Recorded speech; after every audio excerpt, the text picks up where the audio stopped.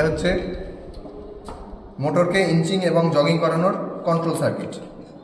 তা এখানে একটা অফ পুশ আছে, একটা অন পুশ আছে।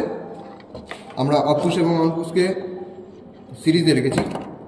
তারপর অন পুশের একটা পয়েন্ট থেকে নিয়ে এখানে এনোতে দেওয়া হয়েছে, আর অন পুশের অন্য প্রান্ত থেকে লাইনটা নিয়ে গিয়ে একটা সুইচ মারফত এনোর অন্য প্রান্তে দেওয়া হয়েছে। আর অন পুশ থেকে একটা ফেজকে অন পুশ মারফত নিয়ে এখানে কন্ট্যাক্টরের ফেজ লাইনে দেওয়া হয়েছে, A1 যেটাকে বলে। এবার নিউট্রালের কথা, নিউট্রালটা দেওয়া হয়েছে কন্ট্যাক্টরের A2 পয়েন্টে। এবার আমরা লাইন দিয়ে দেখব।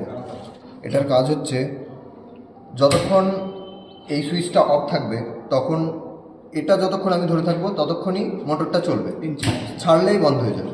কিন্তু এই সুইচটা যখন অন করব তখন এটা একবার ছেড়ে দিলেও মোটরটা চলতে থাকবে, তখন অফ পুশ দিয়ে বন্ধ করতে হবে।